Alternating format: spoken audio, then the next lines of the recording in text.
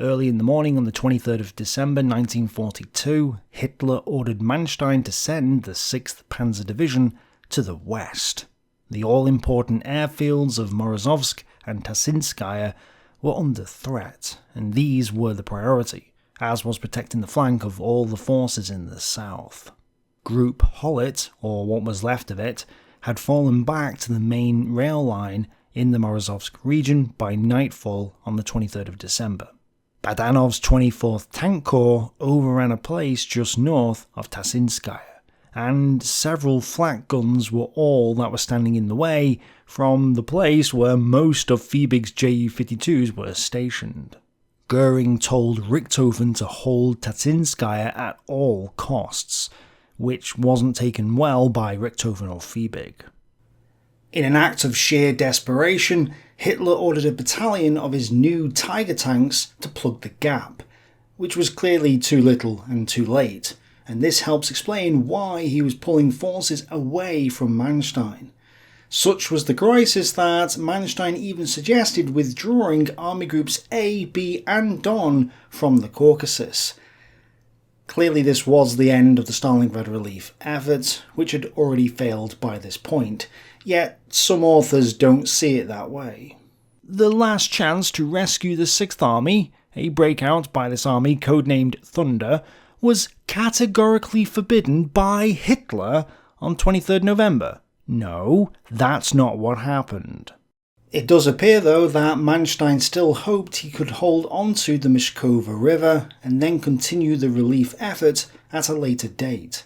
His Chief of Staff, Schultz, even told Paulus's Chief of Staff, Schmidt, that their intention was to hold onto the bridgeheads at the river, which they were currently struggling to do. In his memoirs, Raus even implies that he could have continued onwards had he not been asked to pull back. But this is nonsense. A mere glance at the map will show you that Raus's memoirs are completely out of touch with reality. He claimed he had way more panzers and Stugs than he actually had, and the other 2 panzer divisions in the 57th Panzer Corps only had between 19 and 36 panzers left at this point. So there was no chance of them going further. 6th Panzer Division's withdrawal merely confirmed that Winter Storm had already failed. At 1740 hours, Manstein spoke to Paulus via teleprinter, telling him that 57th Panzer Corps had been stopped. Do you think, if worst came to worst, that you could lay on Operation Donnerschlag? He asked Paulus to think about it and get back to him at 2100 hours. But Paulus said that the Soviets had at least 6 armoured brigades astride the breakout route and told him that it would take 6 days to prepare.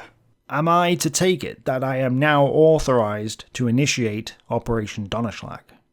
Again, Paulus wants to start the breakout attempt, and he's asking for the full breakout. Yet, what did Manstein reply? I can't give you the full authority today, but I hope to get a decision tomorrow.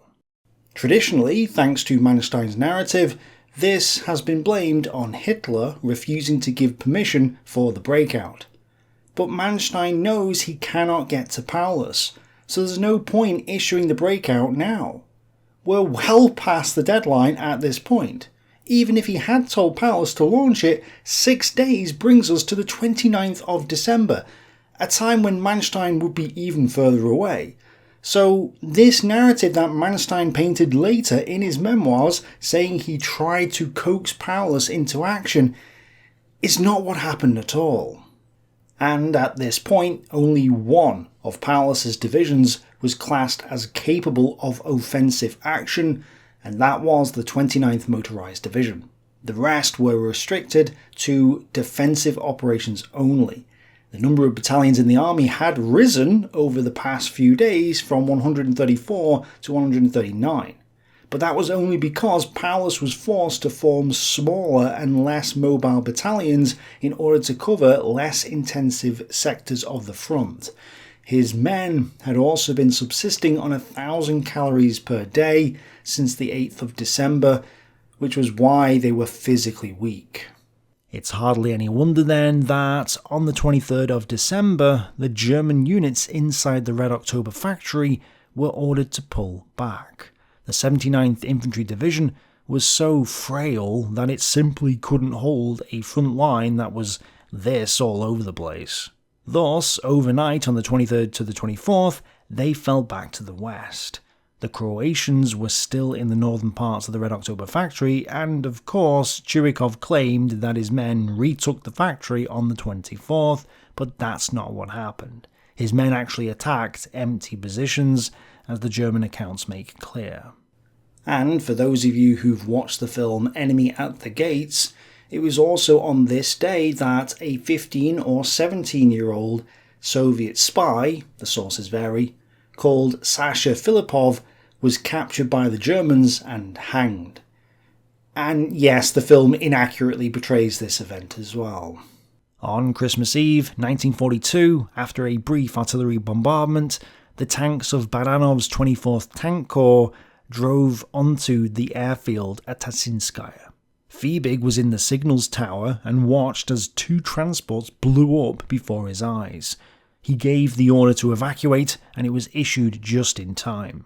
A tank shell struck the signals centre, destroying all means of communications. Artillery and tank gunfire wrecked several transport planes sitting on runways, but failed to prevent the others from taking off. Two Ju-52s collided in mid-field and exploded. Others ripped off their wings and tails. Russian tanks appeared on the runways as 20, 30, 40, 50 and more planes skimmed low over them and climbed painfully into the murky sky. 27% of the operational aircraft at Tatsinskaya were lost. That's a total of 56 aircraft, or 10% of the entire Luftwaffe transport fleet. The amount of supplies that reached the 6th Army dropped to zero on this day, and a significant amount of stock and much-needed Luftwaffe equipment were left abandoned at the airfield. Fiebig had escaped, physically unscathed, but despite having just been awarded the Oak Leaves on his Knight's Cross that very same day, these events caused him to fall into a depression. Pavlov's 25th Tank Corps was also near Morozovsk airfield at this point, and a huge battle now took place around Milarovo, where the Germans held on using Panzerschrecks and flak guns. Glantz even describes the battle here as a miniature Stalingrad. But here's something to consider. The Tatsinskaya event exposes a big problem with the airlift narrative, and Bergstrom in his book Black Cross Red Star explains this clearly. For an entire month, engine trouble, low serviceability due to a lack of spare parts, the risk of ice formation, and other reasons had been reported to explain to Reichsmarshal Goering and General Oberst Paulus why 200 Ju-52s could make no more than a couple of dozen sorties a day to Stalingrad.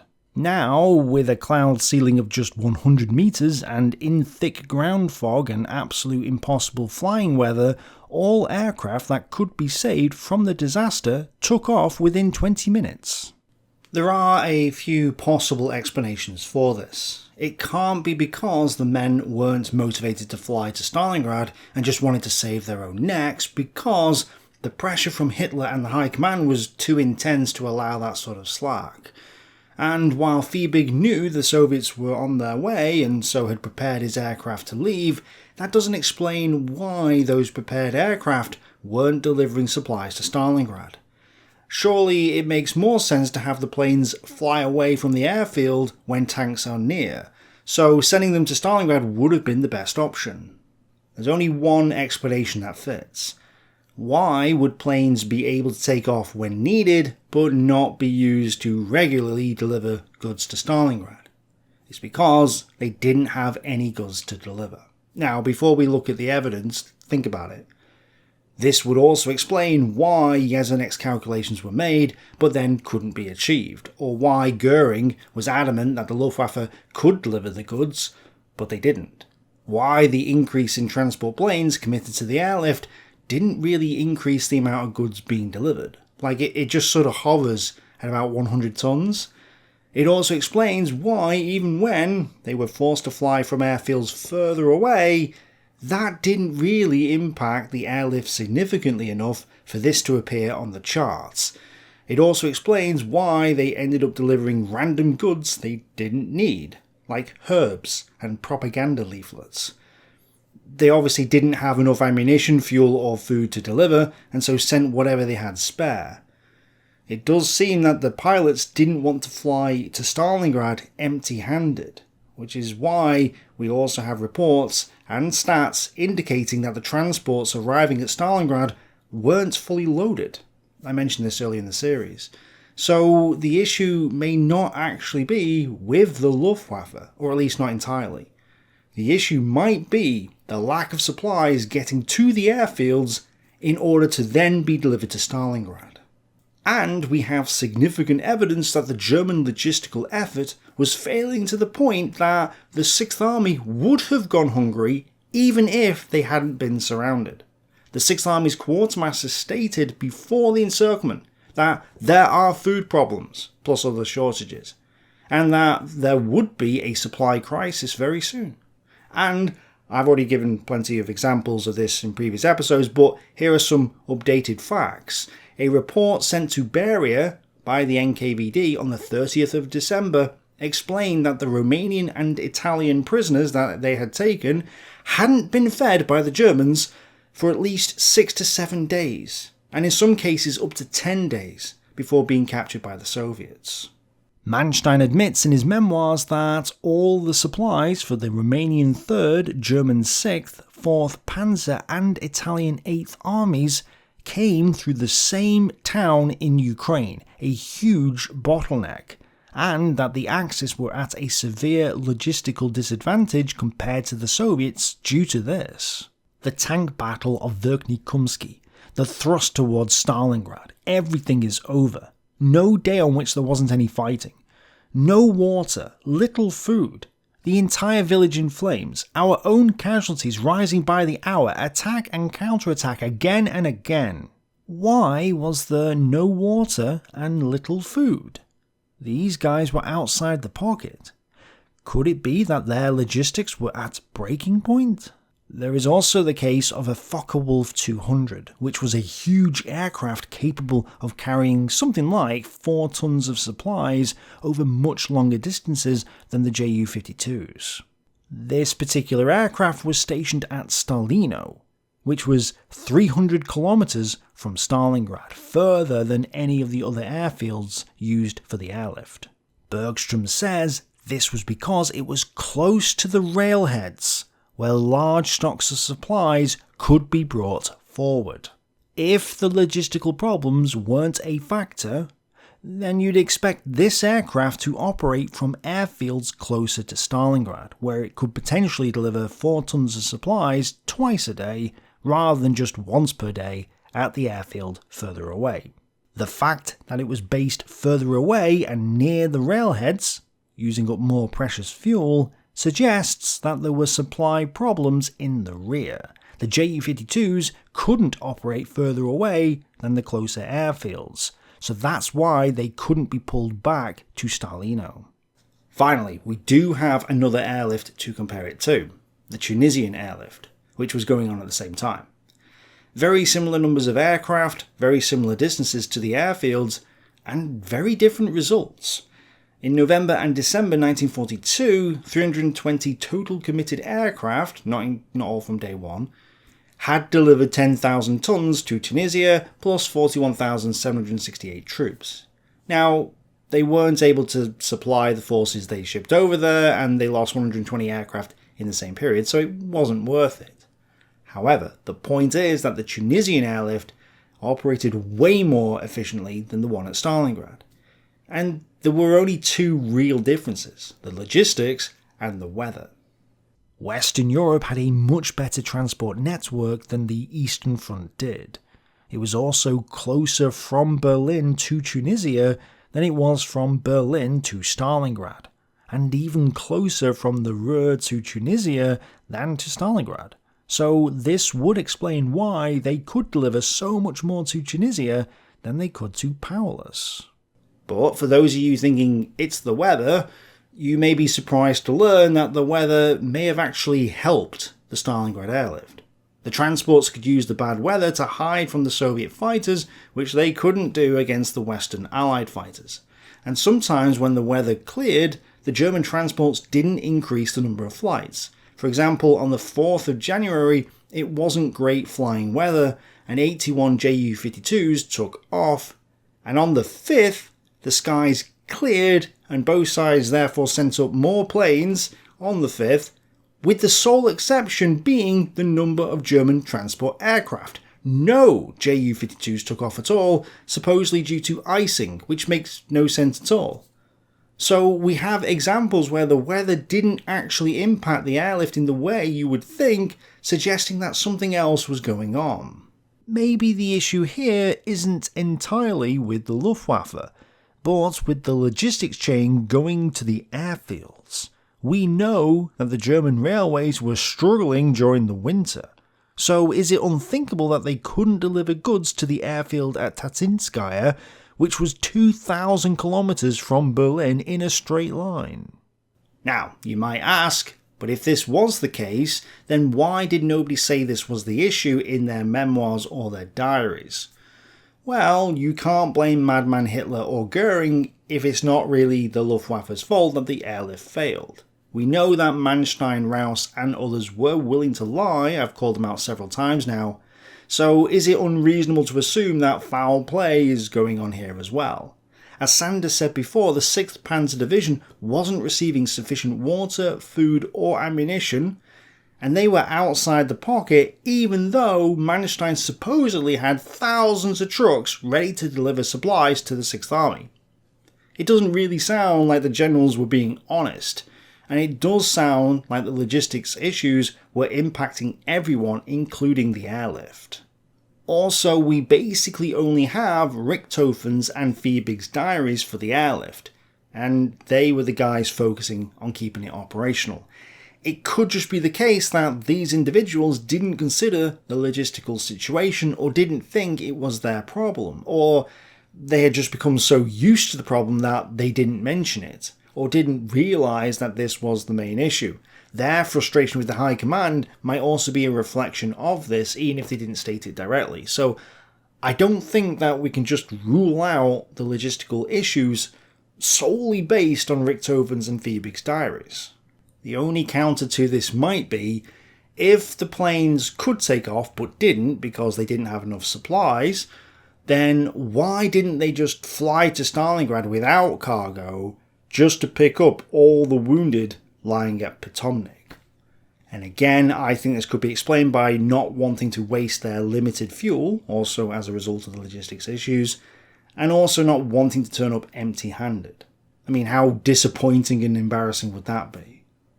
Also, the belief that it was the Luftwaffe that was failing, not the railways or the logistics problems before this, may have contributed to the problem because the German command concentrated on the wrong areas. They should have been looking at fixing the railway system, not the Luftwaffe. But obviously, this was something they couldn't do at this stage in the conflict. I think there is enough evidence to support this, and I think it's the most logical answer. But history lies in the heart of the debate, so what do you guys think? Can you think of any counter-arguments to this? Let me know below. At the Meshkova River, a brief artillery bombardment was followed by a Soviet attack. The Stalingrad front's Kotelnikovo offensive had begun. 1st and 13th Guards Rifle Corps struck across the river, followed by 92 tanks from 7th Tank Corps and the 220 tanks from 2nd Guards Mechanized Corps. Volsky's corps also helped out, which apparently brought the total number of Soviet tanks to 635, which might be too high a number, plus 149,000 men, versus 36 panzers and 15,500 men. Regardless of the exact numbers, the results were predictable. By the end of the day, the Germans had withdrawn back to the area south of Verkhney Kumsky, losing all the hard-won ground they had gained over the past couple of weeks in a heartbeat. Judging by the accounts, the Germans simply didn't have enough men or tanks to resist. The regiment now only has 22 operational tanks left. I am told that in total we have destroyed over 200 enemy tanks, but still they kept on coming. Obviously any talk of a breakout was now pointless, although the debate continued at the time. But this shows two things. One, that any breakout attempt could only have succeeded if it had been launched several days earlier than this, meaning that the debate over Manstein's order on the 19th is irrelevant anyway, because even if he had issued the order then, it would have been far too late at that point. But also, if Manstein's forces outside the pocket couldn't resist the 2nd Guards army, then how can we expect Paulus's weakened forces to smash through them? It's this fact that should condemn the breakout as impossible. Paulus never had a realistic chance of breaking out at this point or before, and that's why he didn't. Yet, at 5 PM on the 24th, with their forces falling back, Schultz told Schmidt to make a decision regarding the breakout. In fact, he lied, telling Schmidt that Tatsinskaya was still operational, which was false. He also implied that reinforcements were coming, and that 57th Panzer Corps was only on the defensive at this stage, not that it had fallen back. He may have done this to provide comfort to the 6th Army Command, which is somewhat understandable, but clearly it doesn't help the situation. It would have been a tragedy if Paulus had taken this information and had issued his own breakout at this point, so lying wasn't helping anyone. Manstein then asked the High Command once again to release 3rd Panzer Corps from Army Group A. Hitler didn't give him immediate approval, which makes sense because of the oil in the Caucasus remaining the priority. What's really awful though is that in his memoirs, Manstein said that the Soviet offensive towards Kotelnikova, which really began on the 24th of December, only began on the 27th. This falsely led people to conclude that Manstein held the door open for Paulus for a week, but that Paulus had deliberately delayed taking action. This lie, on top of all the others, pinned the blame on Paulus and let Manstein off the hook. Inside the city of Stalingrad, some of the Soviet units that had previously been almost wiped out were now withdrawn to be reconstituted. These were Sologub's, Smekadvorov's and Zolodev's divisions. The commanders went to see Chuikov, who got emotional, saying goodbye to these men, all of whom had held on with him in the darkest hours of the fighting. For the Germans, conditions in the pocket were mixed. The men tried to make the best of what they had on Christmas Eve, and Hull notes that the fighting troops in his regiment received a full loaf of bread on this day, plus some horsemeat sausage, 10 cigarettes, and some punch. 297th Infantry Division also slaughtered a horse for sausage, and the troops made Christmas trees from branches and wooden crates. Others even made a Christmas tree from grass. But even though they made the best of it, morale was clearly suffering. Colonel Adams says that many just wanted to be alone with their thoughts, and there is evidence that some of the men contemplated shooting themselves. Then Christmas Day arrived, and all through the fatherland, people tuned in their radios to hear German soldiers from many different fronts sing Silent Night. Supposedly, the men of Stalingrad joined in with the singing, and you can find the broadcast online. I won't play it here because of YouTube's broken copyright system. At the very least, the Stalingrad part of this singing is fake, if not the whole thing. Some of the soldiers in Stalingrad listened to the broadcast and cried, upset by the false impression this was giving of their situation. But the men gave each other presents. One officer gave away everything he had to his men. Wine and other spirits were poured, chocolate was devoured, and in one case some donuts were baked. Extra rations were handed out as a Christmas present, and each soldier got a full loaf of bread plus extra tinned rations. There was even a roast dinner provided for the men of the 76th Infantry Division. Yet no supplies reached the pocket, and 1,280 German soldiers died at Stalingrad on Christmas Day 1942, 43 from frostbite, as the temperature plunged to minus 25 degrees. So, for them at least, it was a silent night. And I want to take this opportunity to point out that a lot of the books are sympathetic to the plight of the 6th Army.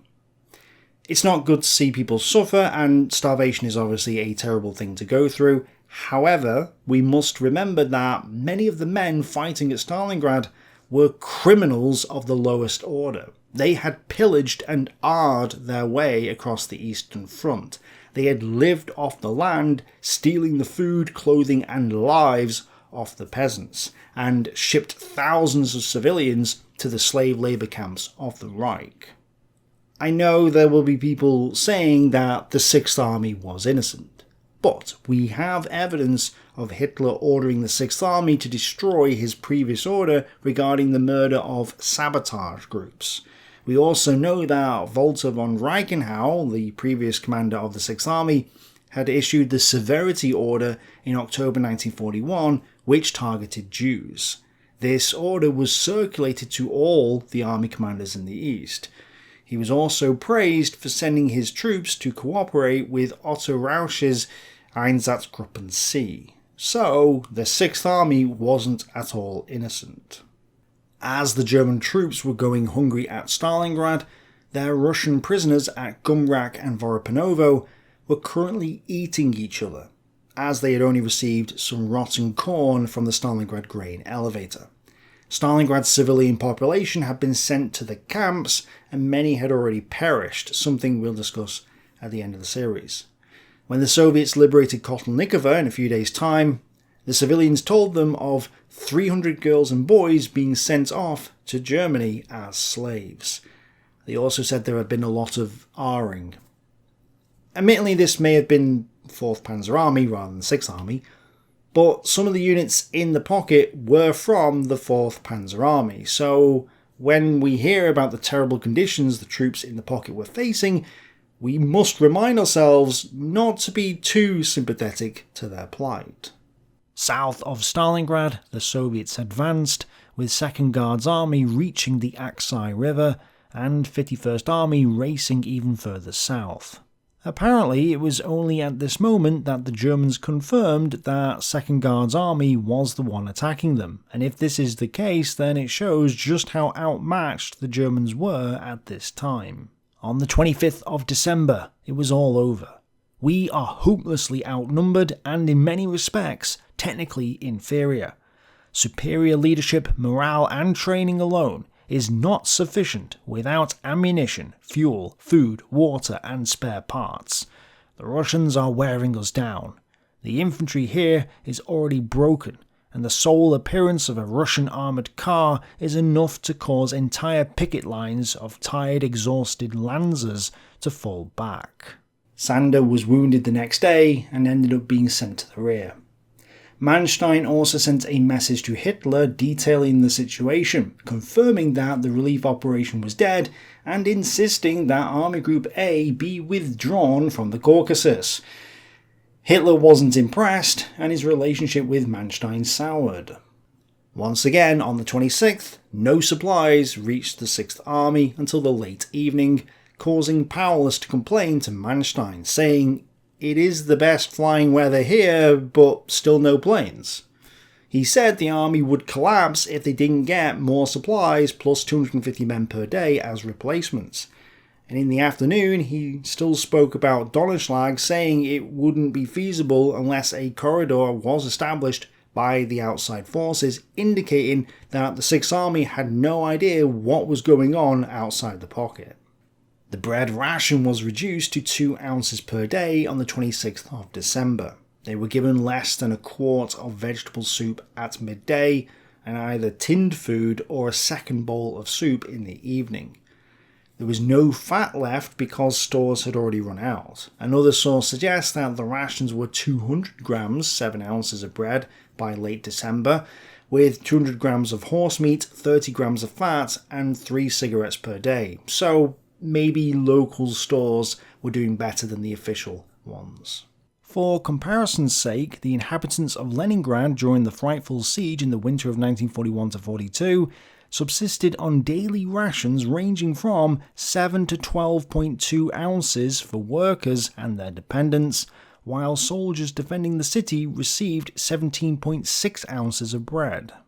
They calculated that their remaining horses would provide them with meat until the 15th of January, so time was running out. General Yenica therefore presented his plans for the breakout operation, which now included some of his forces as well, indicating that Paulus was still serious about the breakout.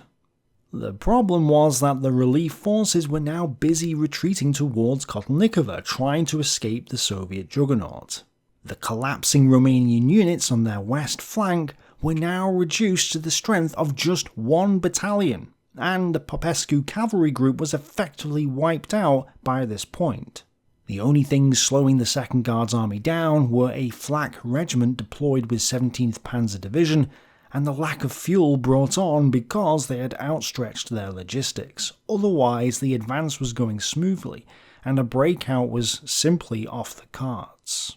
Further west, the 11th Panzer Division had reached Tasinskaya and started battling the 24th Tank Corps. 6th Panzer Division moved into the region between the 24th and 25th Tank Corps, keeping them separated, and then attacked them. So the Germans were trying their best to get the airlift back in operation. Aircraft were now operating from Salsk in the northern Caucasus, which was 200 miles, 325 kilometers from Stalingrad.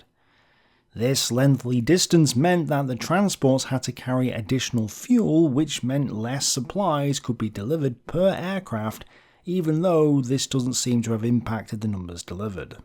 That evening, Generals Schultz and Schmidt spoke again, with this conversation being somewhat more honest than the last. Schultz admitted that the 57th Panzer Corps had lost the Aksai River line and was withdrawing to the Kotelnikovo region. He said that reinforcements would come and that they would attack again in about 10 days' time, which was wishful thinking. He admitted that Tasinskaya had been lost and that General Richthofen was gathering another 270 aircraft to help him with the airlift, then explained that they thought about nothing else other than trying to maintain 6th Army's airlift and relief efforts. Manstein was trying to get permission for Army Group A to be transferred to his control so that they could launch an attack towards Stalingrad, but none of this was taken well by Schmidt. We are gradually turning bitter, living on unfulfilled promises from Army Group headquarters. On the 27th of December 1942, Hitler announced that reinforcements would be sent from the Western Front, plus 1 division from Army Group Centre, to rescue the 6th Army. These were mostly SS divisions, and as Glantz and Manstein correctly point out, this was absurd because they would never arrive in time. Their impact would only be felt in mid-February, which was far too late for the 6th Army. The Soviet advance continued in all areas, with their tanks reaching the Kotelnikovo area and starting to fight for the town itself. The Romanians were also collapsing to the east in the face of 2 admittedly weak Soviet tank formations, with the 4th Romanian Division now wiped out completely. In fact, the entire Romanian force in this sector consisted of just 2 infantry battalions, 3 battalions of artillery, 2 cavalry squadrons, and 2 horse artillery batteries, which is why they were subsequently withdrawn from the fighting in the next few days. To the west, 5th Tank Army launched its own offensive, the Termosin Offensive, against German forces west of Oblivskaya, and actually managed to push some of its forces close to Chernyshkovsky. This attack would soon develop some momentum in the next few days, and as this was happening, General Voronov submitted his plans for Operation Ring, the annihilation of the 6th Army. An overwhelming force of 14 rifle divisions, 8 tank regiments and a ton of other artillery units would smash through the western defences of the Stalingrad pocket before pushing through to Stalingrad city itself. Voronov estimated that the whole thing would take about 8 days from start to finish, which was optimistic to say the least, because the Soviets still didn't know how many Germans they had trapped in the pocket, and underestimated the resistance they would face. Finally, on the 28th of December, the 11th Panzer Division managed to recapture Tatsinskaya. But with Soviet lines so close to these airfields, the transports couldn't operate from them. Goering had transferred aircraft from the Tunisian airlift, and these had begun to arrive, so 307 transports were now available. This number would climb to 516 by New Year's Day. But as I said, this vast increase in transport capacity isn't visible in the tons delivered, again suggesting that the issue wasn't the number of planes. A desperate Paulus sent General Huber out to the pocket to speak with Hitler, armed with a document detailing the dire state of his army. Paulus had lost 33,100 men since the 21st of November, and had no choice but to fill the combat roles with non-combat soldiers. Huber received a medal and was so impressed by Hitler's charisma that he was won over by the promise that the Sixth Army would be rescued. But this promise rang empty as the Soviets launched yet another offensive, this time against the Germans at the Cher. Not only were 5th Tank and 5th Shock Armies already striking Meit's core, but elements of 2nd Guards Army now crossed the Don in the south, threatening to outflank the entire area. At first, Meit was able to hold on, although he was struggling, but he had no answer for the southern crossing, nor what was happening to his west, and it was blatantly obvious that Meit's corps, the closest forces now to Paulus, weren't going to hold on much longer. South of Stalingrad, Rotmistrov's 7th Tank Corps battled to take Kotelnikovo, while the other forces advanced as well. Manstein had ordered the SS Viking Division to move from the Caucasus to this area, but this still hadn't arrived. He could do this because the German High Command had finally issued an order that Army Group A would be subordinate to Army Group Don, effectively beginning the process of withdrawing Army Group A from the Caucasus. This was largely due to Zeitzler effectively begging Hitler. However, it was far too late to save the Sixth Army, which now had a new task.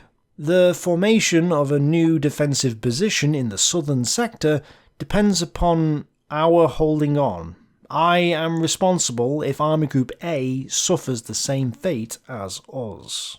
In effect, although he did not admit it publicly, by the 28th of December, Hitler had written off 6th Army. Henceforth, it would be encouraged to keep fighting to tie Soviet troops down. 7 armies surrounded Paulus. If they were freed at a time when the Germans were already in trouble, it would do even more damage. So, from a strategic point of view, it does make sense to have the 6th Army hold on at Stalingrad, even though it meant that the men would be condemned to suffer and starve.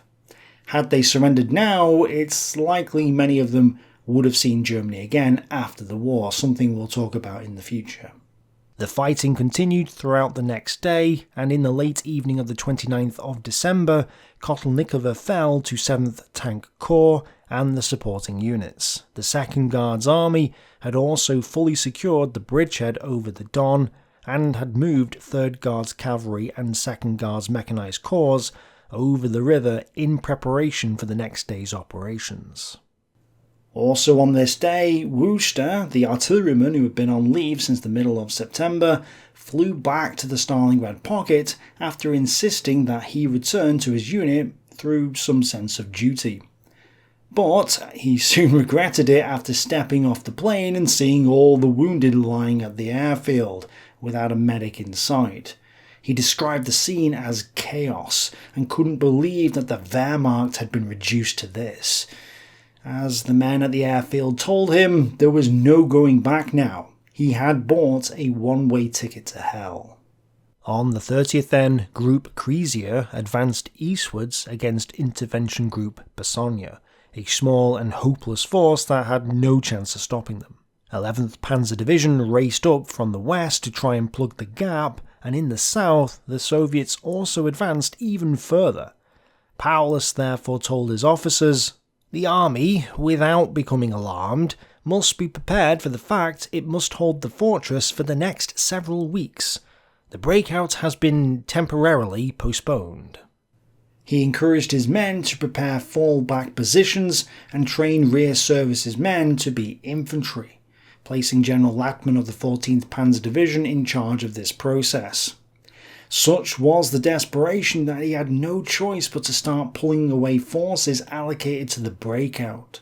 Over the next few days, the 29th Motorised Division would take up positions on the western line in the area of the 376th Infantry Division, as von Daniel's division was so weak at this point that it was down to just one regiment, the 767th. This move wasn't fully completed until the 5th of January, but we may as well show it now, and it should be obvious that while this did shore up the western front, it came at the cost of weakening the southern sector, and perhaps more importantly confirms that Operation Thunderclap, the breakout operation, was officially no more. By New Year's Eve, it was clear that the airlift wasn't getting better. The statistics are up for debate, but the Luftwaffe was delivering an average of about 118 tons, or maybe 129 tons per day in late December, which was simply not enough. Doing some research elsewhere, it turns out that the 6th Army was requesting a minimum of 300 to 550 tons of supplies per day, even though an average German division consumed 200 tons per day. Now that figure for 200 tons comes from 1944, but even if it's a ballpark figure, a fully supplied German division consumed 200 tons, whereas the entire 6th Army, with over 20 admittedly depleted divisions, was actually expected to live on 300 tons. And in reality they were receiving 118 or 129 tons per day on average, not much more than half of what one division should have received. Also, each individual Allied division in Western Europe in 1944 required 650 to 700 tons per day. So, one Allied division in 1944 was expected to receive more supplies than all of the 6th Army in 1942. That should put things into perspective here.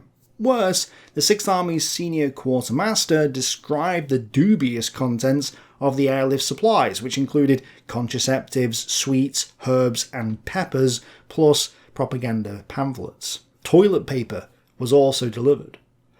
Hundreds of medals for the Croatians were supplied in boxes so large that Colonel Adam was appalled.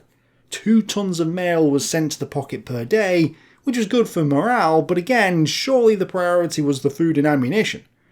Far more food was being shipped in than before, but only at the cost of less fuel and ammunition, and even then it wasn't enough. The bread rations, which had already fallen to 80 grams per day, were now reduced to just 75 grams. This was effectively 2 slices of bread per soldier per day. Obviously this was complemented with horse meat and other supplies, but even factoring all that in, the average soldier was still consuming less than 1,000 calories per day. Some primary sources suggest that the combat troops received higher amounts than those behind the lines, so maybe it wasn't too dire for them. By early January, Paulus's army was clearly on the path to starvation. If it was any consolation, across the front, Chirikov reported to his superiors on 31st of December that his soldiers were surviving on a ration of 100 grams per day. Chirikov's report may not be accurate.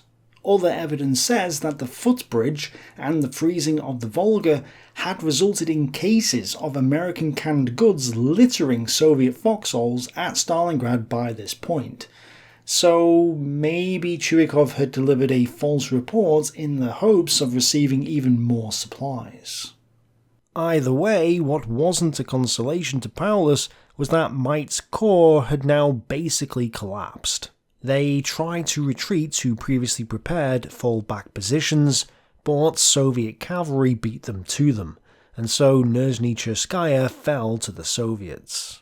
The Germans hastily erected a new line on the Aksanets River, as Tomosin was also lost, effectively concluding a very successful operation by the Red Army. With the Tomosin offensive complete, and Kotelnikova also in their hands, there was now no hope for a Stalingrad breakout or relief operation, and Paulus was effectively left to his fate. In little more than a week, the Red Army had achieved a stunning victory, cementing their dominance of the battlefield throughout the southern sector of the Eastern Front. And in just a few days' time, the final offensive against the 6th Army would begin.